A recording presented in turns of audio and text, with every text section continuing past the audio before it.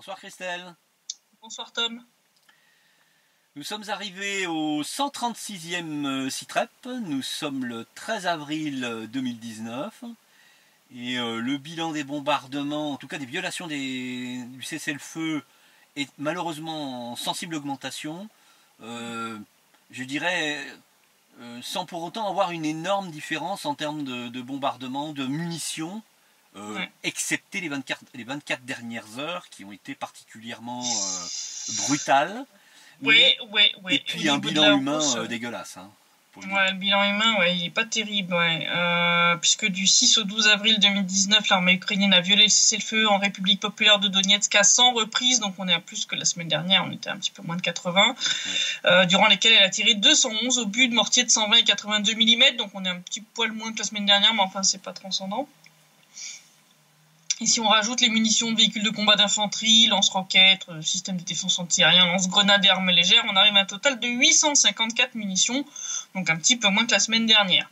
Ces tirs ont touché 20 localités de la République et il faut ajouter les 23 violations et 426 munitions, dont 4 obus d'artillerie de 122 mm et 36 obus de mortier de 120 et 82, tirés par les forces armées ukrainiennes durant les dernières 24 heures. Donc là, en 24 heures, on a eu autant de munitions que durant la moitié de la semaine.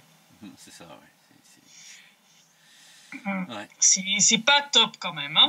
Au niveau bilan, suite à ces tirs, 4 soldats de la RPD ont été tués cette semaine, 6 ont été blessés, 3 civils aussi ont été blessés. 2 femmes et un homme. 6 habitations ont été endommagées. Il faut en rajouter 3 qui ont été endommagées là aujourd'hui.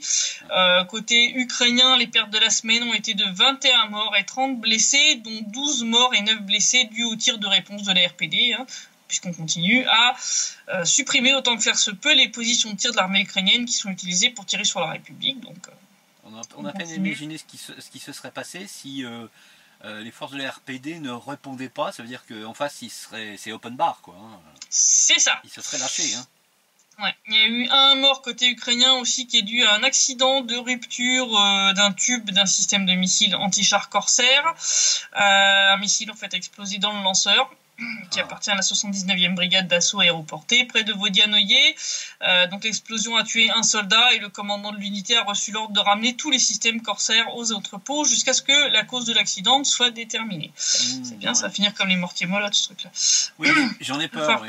C'est-à-dire que la précaution, là, elle est juste verbale, hein, j'ai l'impression. Hein.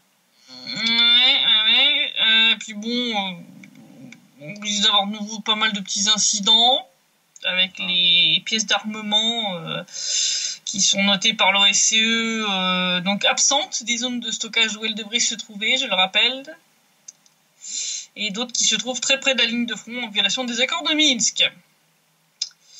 Alors de nouveau, on a 2 listes qui ont rien à voir. C'est un peu inquiétant, c'est même très inquiétant.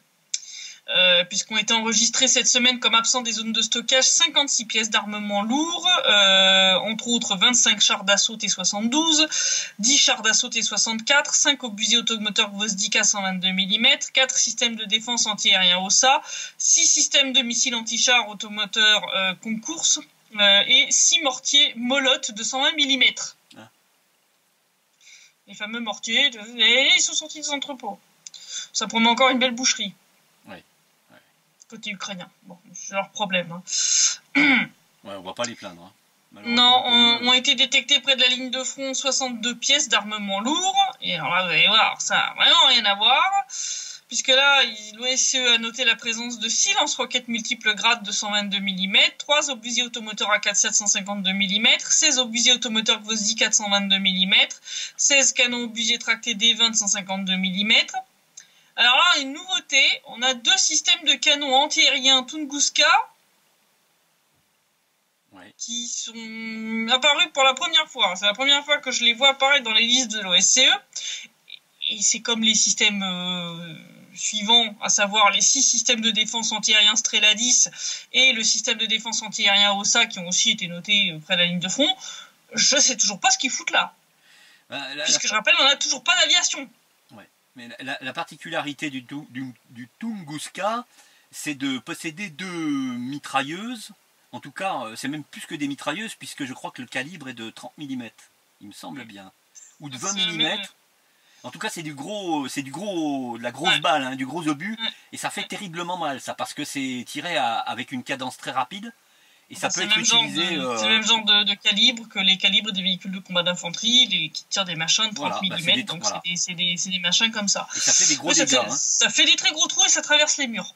Voilà. Donc, on a pu le voir à Dokuchaïevsk il y a 2 ans, où ils avaient tiré avec ça sur des maisons civiles.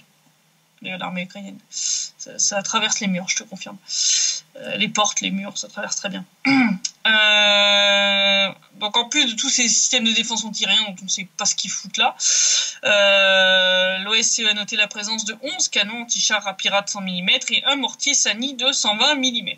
Donc, on continue quand même joyeusement le délire.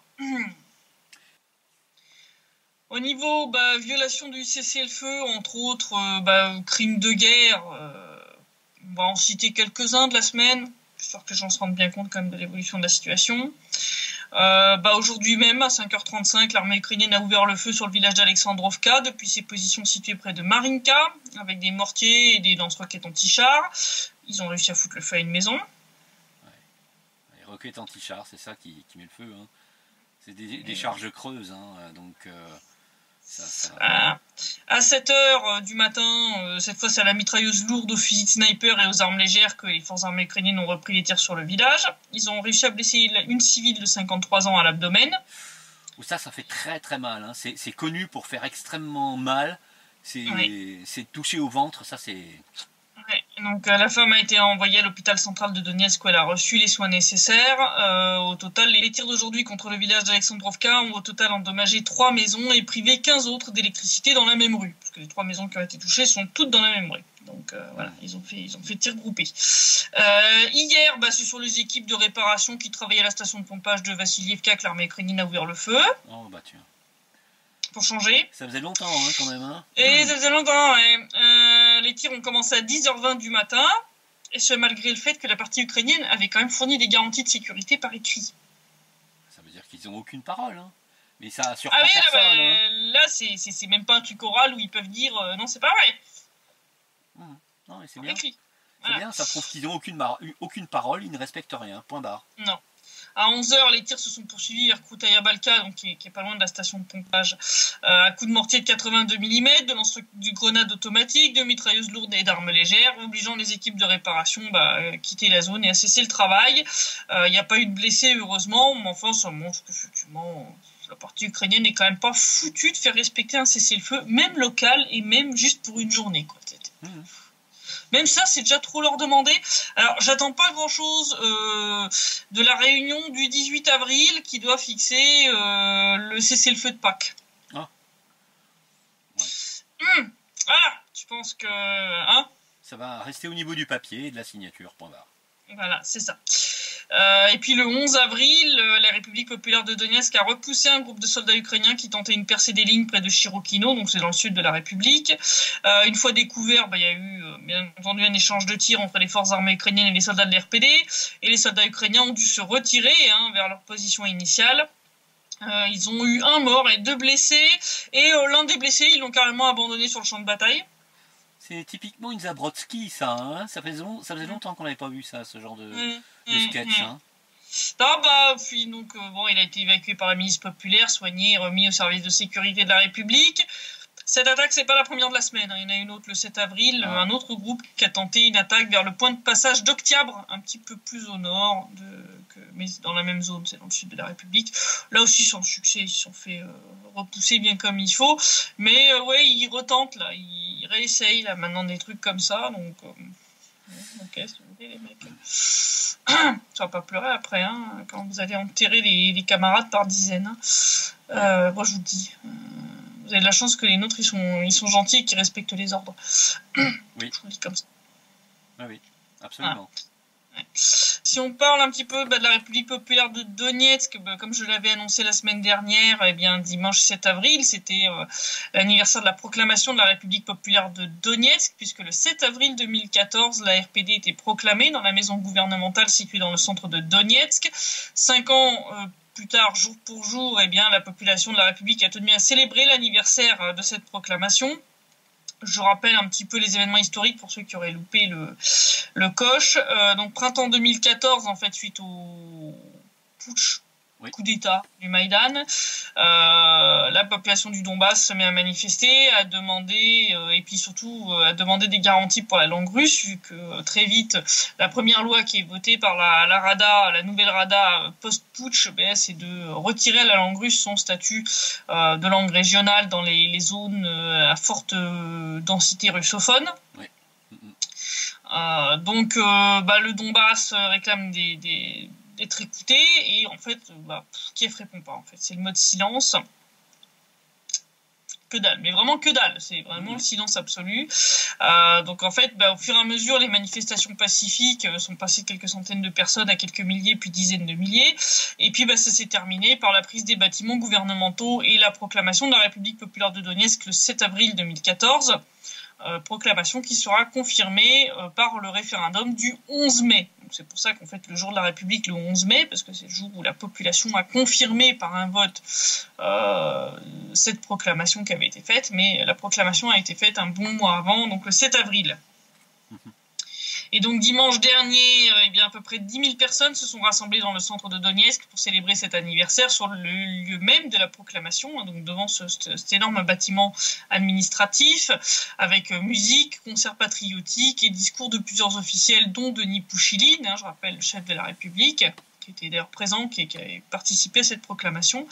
Il a d'ailleurs tenu à rappeler le déroulement des événements en 2014, il a rappelé qu'au moment où tout ça a eu lieu, en fait, lors de cette énième mobilisation du 7 avril 2014, les gens ont compris qu'il n'y avait plus d'autres options, en fait. C'est-à-dire que face au silence des autorités de Kiev, il n'y avait plus d'autres solutions, quoi. Soit les gens baissaient les bras et se laissaient faire, soit il fallait agir. Et donc ils sont venus jusqu'au bâtiment, ils l'ont pris.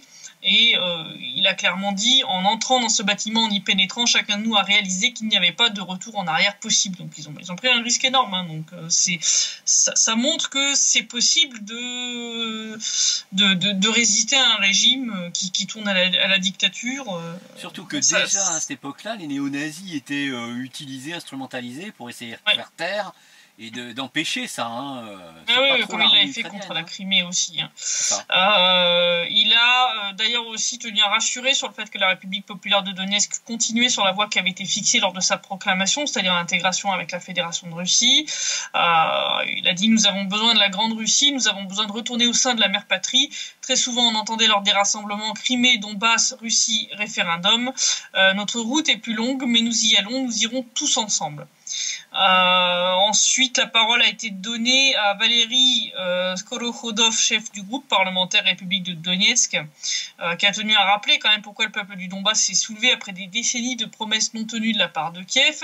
Il a rappelé que pendant 25 ans, les autorités ukrainiennes, quelle que soit leur couleur politique, ont imposé une idéologie et en gros une réécriture de l'histoire qui n'avait rien à voir avec la réalité, qui ont essayé de détruire la langue russe, de réécrire la grande victoire donc de l'Union soviétique pendant la Seconde Guerre mondiale. Il a dit clairement que il y a 5 ans, lors du Maïdan, le fascisme de Kiev s'est enraciné et répandu à travers toute l'Ukraine. Il a commencé à verser le sang. Le peuple du Donbass a fermement dit non au printemps 2014. Il a dit quand même que tous les gouvernements ukrainiens ont fait pendant 25 ans des promesses, entre autres sur la langue russe. Oui, on vous accordera le statut de langue nationale, etc. Mais en réalité, il foutait rien et il refaisait ces jolies promesses à chaque fois à la veille des élections, quoi. Alors il faut rappeler, parce que on le fera avant ou après, je ne sais pas, il faut rappeler l'angoisse légitime des russophones du Donbass face à ce qui a été un massacre abominable à Odessa le 2 mai 2014. Il faut rappeler que plus d'une quarantaine de personnes ont été exécutées, assassinées, brûlées vifs, et que évidemment, comme par hasard, les médias occidentaux n'en ont pas parlé. Bah aussi, mais en fait, ils ont tué les responsabilités, c'est-à-dire ils n'ont pas du tout pointé le fait que ça allait jusqu'à des députés de la Rada, etc. Ouais. Donc et des gens qui appartiennent à des partis comme Svoboda qui sont au Parlement ukrainien. Donc voilà, mais c'est clair que dans le Donbass, quand ils ont vu que la Rada a retiré son statut à la langue russe, ils ont clairement compris qu'on essayait de commettre tout simplement un ethnocide, quoi, c'est-à-dire de détruire complètement l'identité culturelle d'une grande partie du peuple ukrainien. En plus, ils ont vu le chaos qui a eu lieu à Kiev fin 2013, début 2014. Ils ont vu que voilà, toutes ces promesses pendant 25 ans n'ont jamais été tenues, et donc à un moment ils ont dit on en a ras-le-bol. Ils ont créé leur propre État et inscrit pour toujours que la langue d'État dans la RPD, c'est le russe. Voilà, il a dit c'est fini maintenant de faire des jolies promesses en carton, de spéculer là-dessus. Il dit voilà, nous on a défendu notre identité linguistique, c'est inscrit dans la Constitution, voilà, ça peut plus être retouché. Et ils ont aussi tenu à défendre la mémoire historique, c'est-à-dire d'empêcher la réécriture de l'histoire au niveau de ce qui s'est passé en 1941-1945. Donc ça a été quand même un grand moment assez intéressant. Donc après ça a été suivi par un concert patriotique. Il y a eu aussi un défilé de voitures qui a remonté l'avenue principale jusque dans le nord de la capitale. C'est un moment important parce que c'est un moment historique, la création d'un nouvel État. Et donc j'étais assez impressionné par la quantité de personnes qui étaient là et l'enthousiasme. C'était vraiment une ambiance bon enfant, c'était assez sympa. Donc voilà, j'ai fait un reportage vidéo, donc je mettrai le lien vers l'article sur Donbass Insider et vous pourrez aller regarder la vidéo. Alors puisqu'on parle de tout ce qui est élection justement et promesses électorales, ouais, en Ukraine, bon, le cirque se continue, puisqu'il y a encore le deuxième tour qui doit avoir lieu le 21. Donc week-end prochain. Alors que l'échéance approche, ils commencent quand même pas mal à flipper à Kiev. Parce que malgré toute la propagande qu'ils ont distillée, etc., pour pousser les soldats à voter pour Poroshenko, c'est un fiasco. C'est un fiasco. Oui, effectivement, pour dire ça en euphémisme, le résultat n'est pas franchement au rendez-vous. Si on regarde les votes dans 2 unités d'élite dont Porky a promis d'augmenter les salaires, oui, enfin les promesses. La 79e et la 35e brigade, qui sont celles en gros qui ont le plus voté pour Poroshenko, le résultat est pas franchement folichon. Et dans les autres unités, c'est même encore pire. Ainsi, dans la 79e brigade, sur les 2690 personnes qui ont voté, seules 450 ont voté pour Porky. Oh, bah pas aller loin. Un 6e, quoi, en gros. Oui. Ouais, avec ça. Et dans la 35e brigade, sur 1792 votants, seulement 530 ont voté pour lui. Donc là, un petit peu plus. Mais bon, déjà, ces résultats sont impondérés par le fait que dans de nombreux cas, le commandant de l'unité venait voter pour tous ses soldats avec les copies de leurs documents d'identité. Ah oui, ouais, bah, dans ce cas, oui. Déjà. Vous la sentez bien, la grosse fraude. Oui. Voilà. C'est comme les bourrages d'urnes à Bakhmout. On mettra une jolie petite photo qui a été prise dans cette ville qui est pas très loin de la ligne de front, en face de Zaïtsevo et Gorlovka. Ah oui, le gars qui a fait le bourrage d'urne, il n'a pas été très discret. Il nous a glissé une liasse d'une vingtaine de bulletins qui sont tous pliés ensemble, quoi. Donc tu vois qu'ils ont été glissés en même temps, ce qui est pas possible, quoi. Je veux dire. Normalement, chaque personne vote un titre individuel, donc bon, c'est pas discret du tout. Voilà, donc là, ils ont fait la même chez les soldats aussi, avec le commandant qui devait voter pour Poroshenko au nom de ses 20 soldats, alors que c'était pas leur choix, quoi. Tu vois ce que je veux dire, quoi. Ouais. Voilà. Dans les autres unités, on est à moins de 5% des soldats qui ont voté pour Porky. Je pense que c'est le résultat un peu plus naturel. C'est le chant du cygne, pour Porky, je crois. Hein. Oui. Il a un peu de gras au bide, le cygne, quand même. Oui. Pas très gracieux. Donc résultat, ça met Kiev en stress la veille du second tour. Et les noms commencent à circuler sur le potentiel remplaçant de Paul Torak comme ministre de la Défense si Porky venait à perdre. Et on retrouve, qui ça, dans la liste des propositions, le nom de ce cher lieutenant général Zabrodsky, le spécialiste des opérations suicidaires sur le front, qui après incrimine évidemment les victimes. Hein. Ça, c'est un spécialiste. Voilà. Vous imaginez ce mec-là, ministre de la Défense, ça va être sympa. Il semble qu'il est en bon terme avec Zelensky, qu'il a rencontré pour la première fois en 2014 dans la fameuse zone de l'opération antiterroriste. Donc quand je vous disais que Zelensky, il est pas moins... ça garantit pas moins dangereux que Poroshenko pour le Donbass, voilà quoi. Oui, ça garantit une fuite continue et massive des soldats du front en direction de chez eux ou dans un autre pays parce que... Ouais, ou chez nous, ça promet. Et puisqu'on parle de rencontres justement et d'élections, eh bien Poroshenko et Zelensky se sont rendus à Paris tour à tour pour rencontrer Emmanuel Macron. Oh, ça demande bien ce qu'il faut là-bas. Hein. Ouais, c'est ça, c'est une visite un petit peu bizarre quand même, parce que tu te demandes ce que deux candidats à l'élection présidentielle ukrainienne viennent foutre à aller rencontrer Emmanuel Macron. Une fois qu'il y en aura un qui aura été élu, c'est normal qu'il fasse un petit peu la tournée des autres présidents, en gros pour se présenter, coucou, c'est moi le nouveau président ukrainien, tu vois. Mais avant l'élection, ça attire quand même pas mal l'attention. Et donc, des journalistes ont interrogé Maria Zakharova, la porte-parole du ministère russe des Affaires étrangères, entre autres un journaliste du Figaro, qui lui a demandé de commenter un peu la décision de Macron de recevoir les deux concurrents à l'élection présidentielle et celle d'Angela Merkel de recevoir le président sortant Petro Poroshenko. La question étant de savoir si ça pouvait être interprété comme une preuve de l'ingérence des pays occidentaux dans le scrutin présidentiel. T'as vraiment besoin de poser la question ? J'ai pas envie de dire aux collègues en question. Il a tendu le bâton pour se faire battre. Ouais, non mais bon, voilà. D'ailleurs, Zakharova a répondu avec son style inimitable. Vraiment, vous découvrez l'influence de l'Occident sur l'Ukraine. Nous en parlons depuis des années. Des ministres des Affaires étrangères, dont celui de la France, ont personnellement pris part à l'action de protestation sur le Maïdan en plein centre de Kiev. Et Blanc dans ta gueule, ça s'est fait. Oui. Non, c'est ça, là, c'est plus une crotte de nez, là. Elle lui a balancé une bouse. Une bonne bouse. Quoi. Une bonne bouse, quoi. Tu vois, en mode, c'est maintenant que vous ouvrez les yeux, quoi. Youhou! Vous étiez où en 2013-2014 quand BHL, la mère Nuland, le McCain et tous les autres, c'était le défilé des grands de ce monde, le Maïdan. Hein?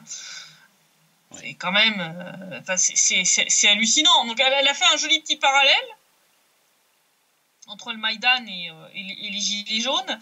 Elle a dit « Depuis plusieurs mois, nous assistons au mouvement des Gilets jaunes. Avez-vous vu des ministres des Affaires étrangères de pays tiers, européens, arabes ou américains, se retrouver en plein milieu des manifestants et les pousser par exemple à prendre l'Élysée ou à demander le remplacement du pouvoir en place ?»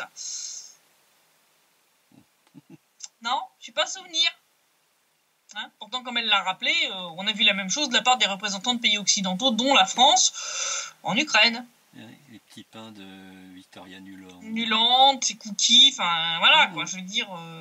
Elle a d'ailleurs aussi rappelé Maria Zakharova qu'à la veille de l'élection présidentielle américaine, François Hollande avait quand même pas caché son soutien à Hillary Clinton. Oui, il n'y a pas que lui d'ailleurs.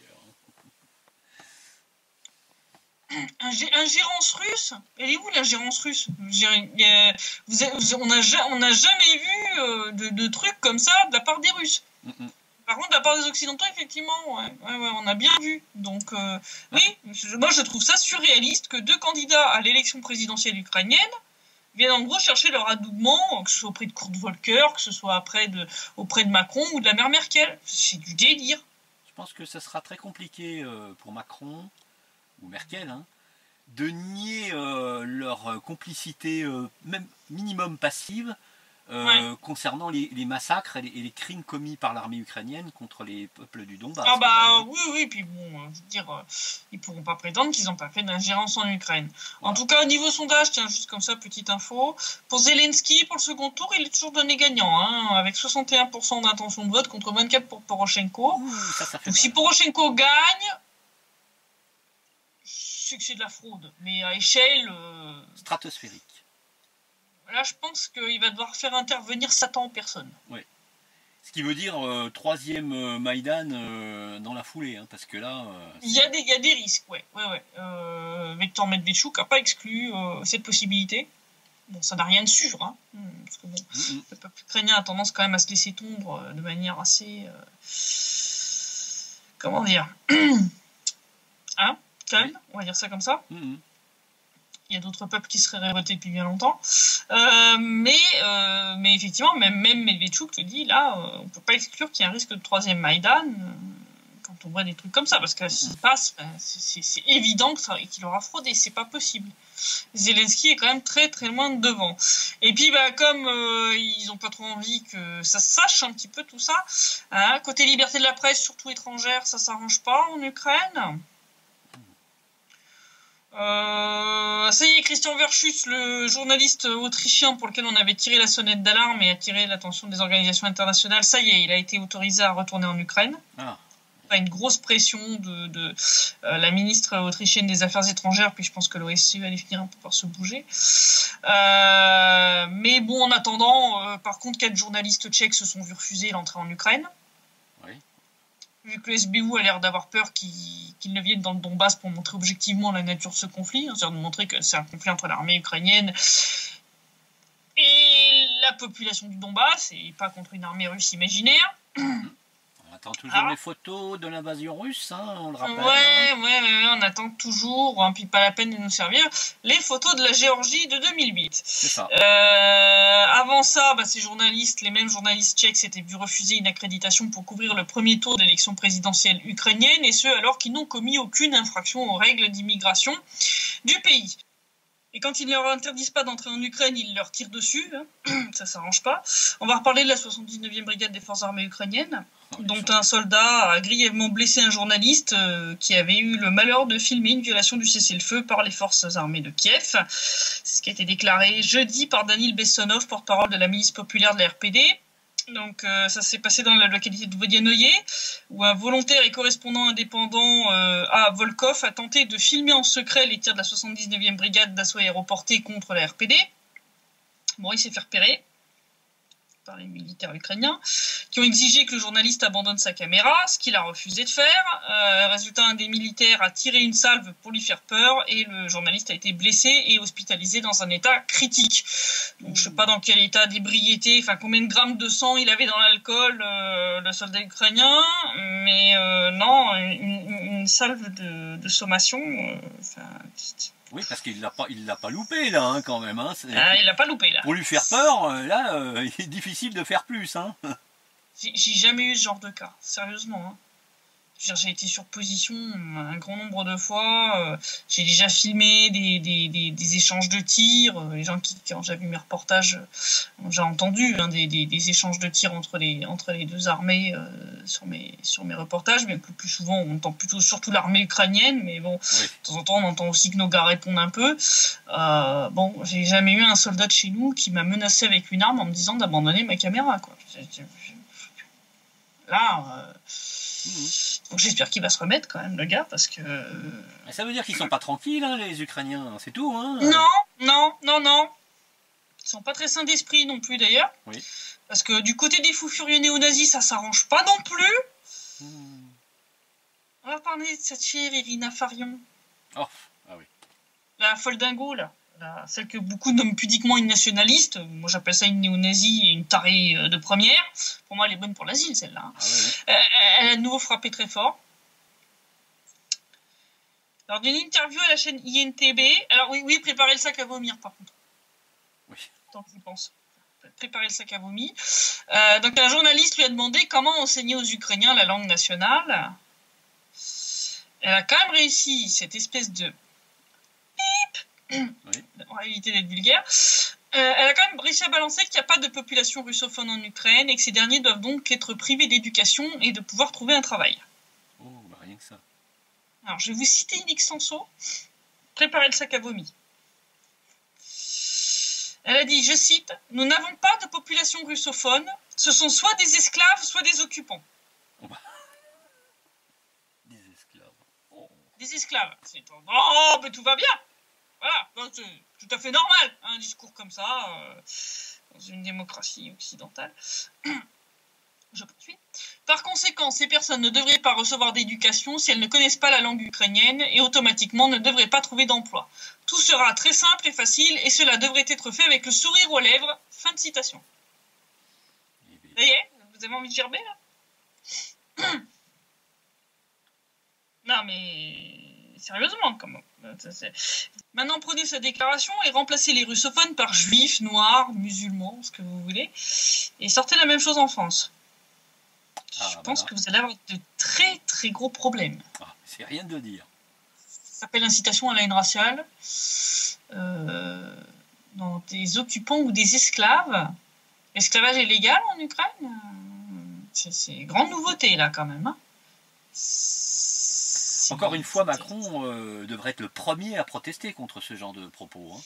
C'est ignoble, hein. C'est vraiment ignoble. Hein. C'est vraiment... non, vous avez une population russophone. Je rappelle, vous avez fait partie de l'Empire russe pendant plusieurs siècles. Hein. Oui, vous avez une population russophone et c'est pas des occupants. Ils étaient là avant même que le mot Ukraine soit inventé. Oui. Hein. Je rappelle quand même un petit peu 2-3 faits historiques.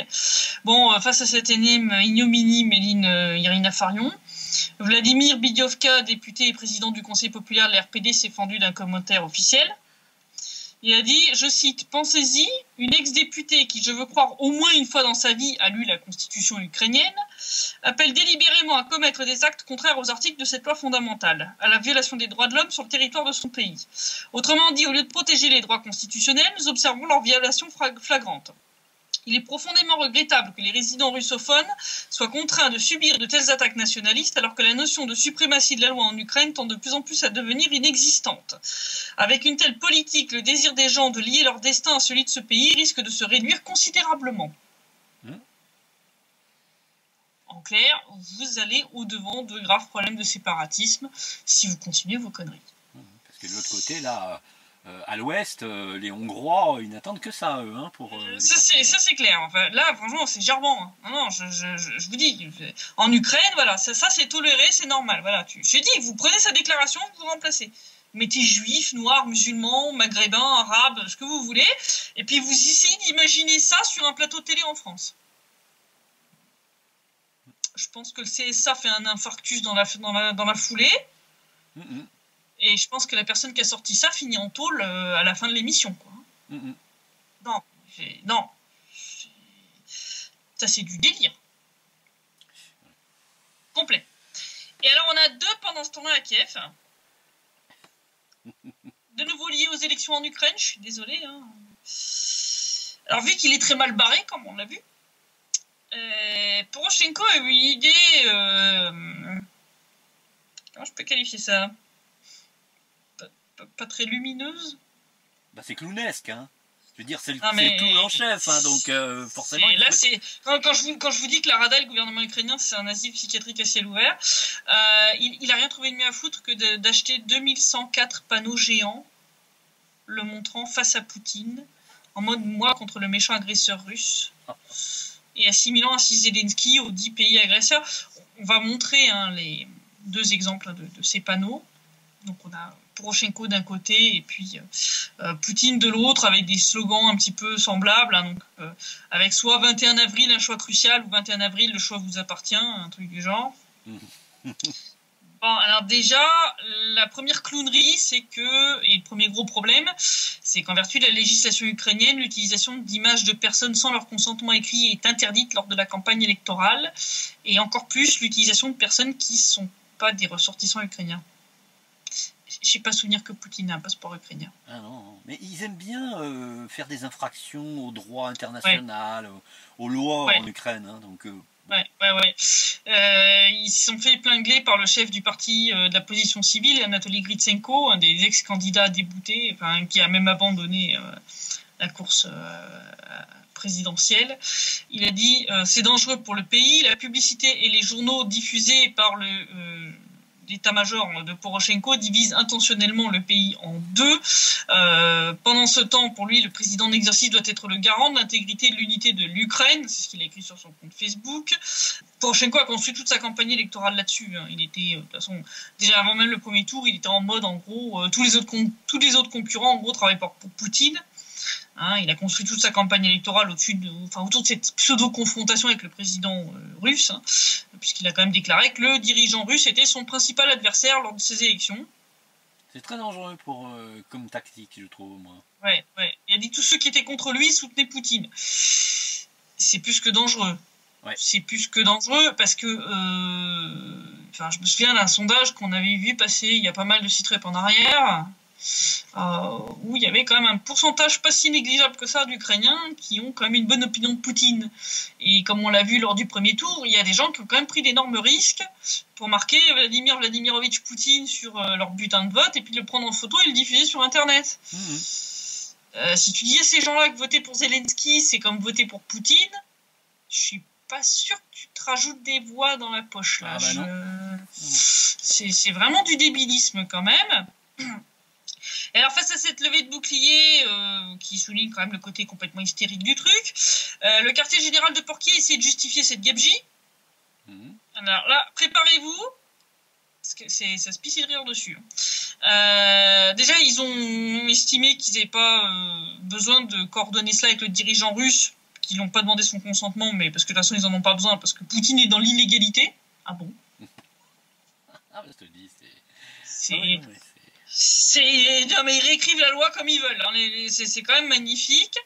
Et alors le plus magnifique quand même, ça a été donc la justification de ce positionnement en mode Poroshenko contre Poutine, parce que aux dernières nouvelles, Poutine n'est pas candidat à l'élection présidentielle ukrainienne. Non, ça c'est clair.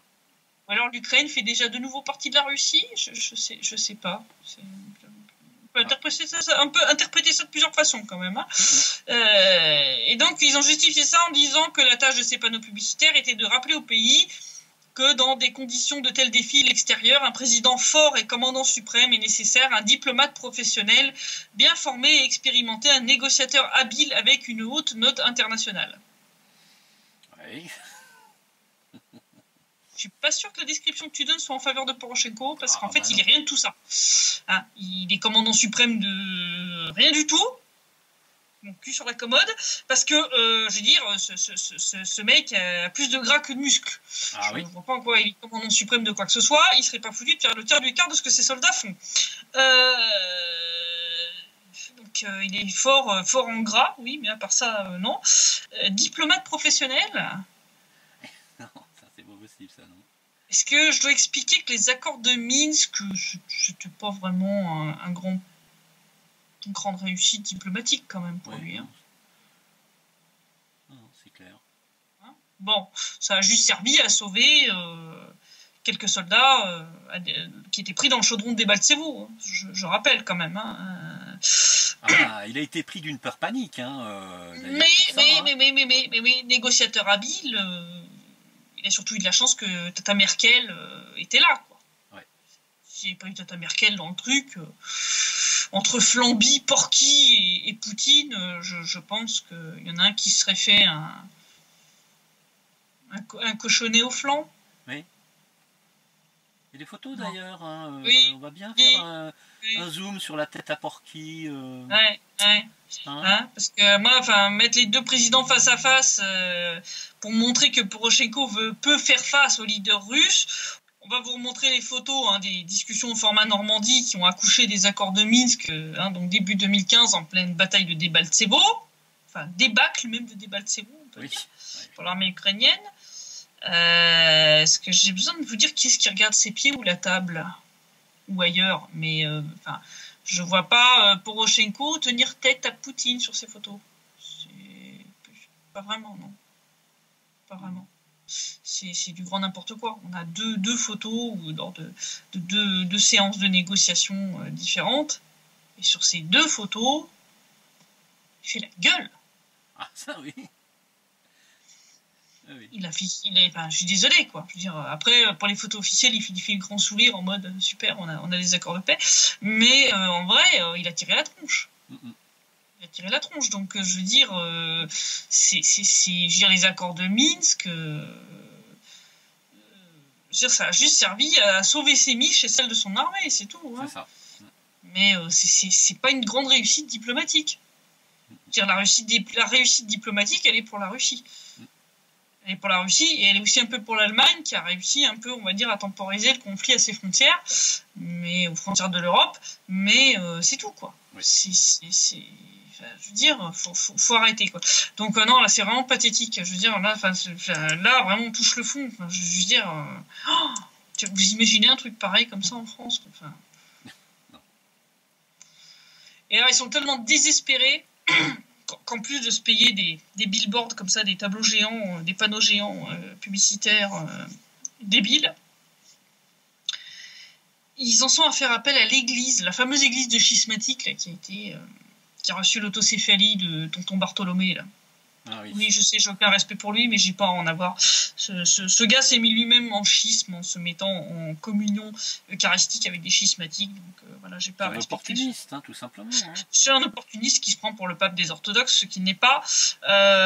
Donc j'ai aucun respect pour ce patriarche. Je suis désolé, j'ai pas à en avoir. Donc tonton Bartholomé, qui a donné cette autocéphalie à une bande de schismatiques. Néo-nazis, qui bénissent d'ailleurs de néo-nazis. Ils sont tellement reconnaissants d'avoir été créés grâce à l'aide et à l'insistance de Petro Poroshenko, qui d'ailleurs leur a aménagé 2-3 petites lois pour leur faciliter le pillage des églises et des paroisses de l'église canonique. Donc forcément, les schismatiques, ils sont un petit peu... ils sont obligés d'être un peu reconnaissants. Oui. Tenez-vous bien, ils en sont à appeler à voter pour Poroshenko. L'église qui donne des consignes de vote, c'est quand même magnifique. Alors, il y en a eu 2 qui nous ont pondu des trucs. Donc, on a eu le clerc de la cathédrale des schismatiques, donc la cathédrale Vladimir à Kiev, Peter Zinich, qui a déclaré que quiconque votera pour Zelensky brûlera en enfer. Il y aura du monde si on les prend au pied de la lettre, leur déclaration. Il y aura du monde en enfer. Remarque, si Poroshenko a une place au paradis, je crois que tout le monde voudra aller en enfer. Oui. Vous êtes tellement désespérés que vous en êtes à essayer de faire peur aux paroissiens en leur disant si vous votez pour Zelensky, vous irez en enfer.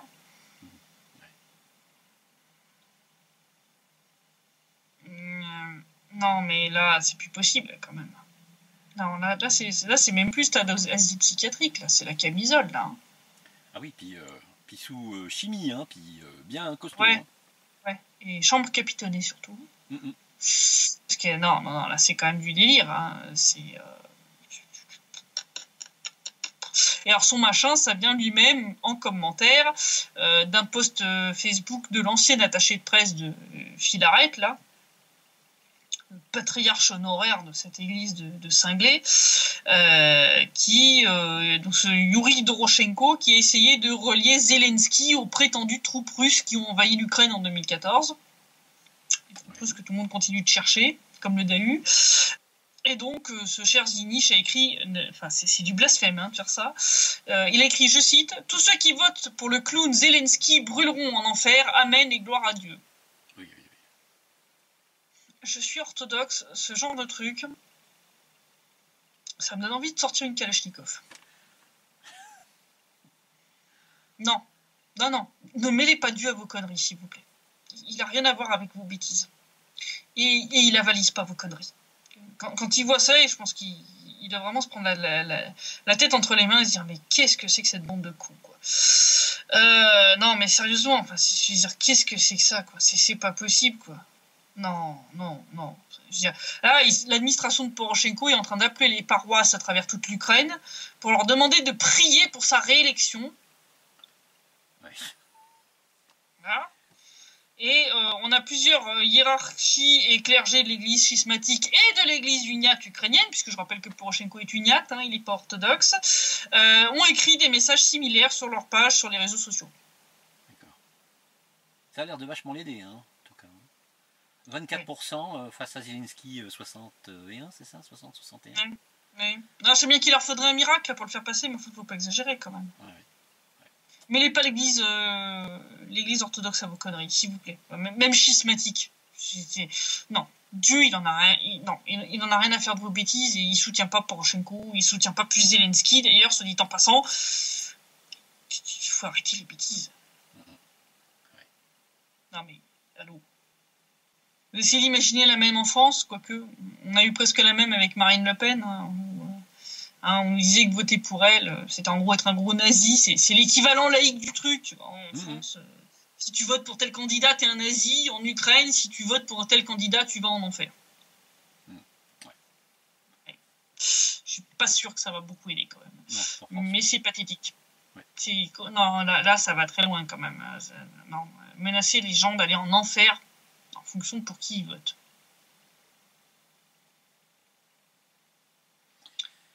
Eh oui. On a du lourd là quand même. On a du très lourd. Non, mais franchement, moi ça m'épuise. Ça m'épuise. C'est d'ailleurs pour ça que j'avais pris quelques jours de repos. Donc certains de nos auditeurs qui sont des lecteurs réguliers, certains sont un petit peu inquiétés de voir que je publierai rien cette semaine, pas grand chose. Je me suis accordé quelques jours de repos, qui était bien nécessaire, parce que j'ai pas pris de vacances depuis l'été dernier, et avant ça j'en ai pas pris pendant 2 ans. Donc voilà, je me suis accordé quelques jours, donc les publications vont revenir sur Donbass Insider, là, ce week-end. Et donc, moi je vois la situation là, et je vois le deuxième tour des élections ukrainiennes approcher, et j'ai vraiment peur. J'ai vraiment peur, je sais pas ce qu'ils vont nous faire, mais je m'attends au pire. Je m'attends au pire, parce que quand je vois des conneries comme ça, quoi, avec l'autre, en mode, soit vous votez pour moi, soit vous votez pour Poutine. Et puis, le délire si vous votez pour Zelensky, vous irez en enfer, amen. Non, mais là, faut arrêter, quoi. Là, faut arrêter. Le délire, ça va 5 minutes. J'aimerais savoir où sont passés tous les psychiatres d'Ukraine, s'il vous plaît. Ah ils ont dû foutre le camp, hein. C'est évident. Face à la crise économique... ils ont dû tous se barrer à l'étranger, les psychiatres. Si vous pouviez revenir juste quelques semaines, juste le temps de faire les ordonnances pour interner tous ces tarés, là. Entre madame, il n'y a pas de russophone en Ukraine, c'est soit des esclaves, soit des occupants. Oui, mais il va falloir construire des locaux supplémentaires, hein, parce que là, il y a du monde à enfermer. Hein. Ouais, c'est pas faux. Non, mais là, c'est plus possible, là. Non, je veux dire, entre ça, l'autre qui essaie de se présenter en opposant à Poutine, c'est les élections ukrainiennes, c'est pas les élections présidentielles russes, bon Dieu. Il se prend pour Navalny. Non, mais allô, quoi, ou Ksenia Sobchak. Non, mais ça devient du délire, quoi. Maintenant, ils en sont même à rameuter les schismatiques orthodoxes ukrainiens pour essayer de faire peur aux gens en leur disant si vous votez pas pour Poroshenko, vous irez en enfer. Non, mais là... Poroshenko, il est désespéré. Hein. Il sait qu'il va faire de la tôle si le lendemain des élections... C'est plus que du désespoir, là. Oui, il va prendre la poudre d'escampette. Hein. C'est du délire total. Non, franchement, moi, je me dis à chaque fois qu'ils touchent le fond, mais en fait, non. Ils arrivent toujours à continuer à creuser. Oui. Ils vont finir par trouver du pétrole. Oui. Non, mais c'est pas possible. Là, vraiment, ça va trop loin. Donc voilà, c'est situation à suivre, mais je pense que le deuxième tour des élections dimanche, je pense que ça va être sportif. Oui. Les résultats après, puis dans les 48 heures, à mon avis, il va se passer quelque chose, hein, parce que si l'autre a vraiment pris une raclée, il va remettre dans les brancards, hein, ça c'est clair. Hein. Ouais. Donc situation en tout cas surveillée très très près, et voilà, je vous dis à la semaine prochaine, en espérant qu'en tout cas de toute façon, l'Ukraine fonce dans le mur de toute façon, par A ou par B. Ouais. Donc ça changera juste la façon dont elle va se prendre le mur. Ouais, sans doute, malheureusement. Que ce soit Zelensky ou que ce soit Poroshenko, de toute façon, le résultat final, on va dire dans les grandes lignes, l'Ukraine est foutue de toute façon. C'est très clair. Quand on arrive là, quand des élections présidentielles, on se retrouve avec un président sortant qui en vient à essayer de faire peur aux gens en les menaçant qu'ils vont aller en enfer s'ils votent pas pour lui. Bon, je pense que... Ah oui, non, c'est désespéré. Hein, là, je pense que là, le pays a touché le fond et que vraiment, il est temps de mettre fin à l'agonie, là, parce que vraiment, ça devient n'importe quoi. Donc voilà, je te dis à la semaine prochaine et je te souhaite une bonne soirée en attendant. Merci, bonne soirée et à samedi prochain Christelle. Au revoir. Ouais, au revoir.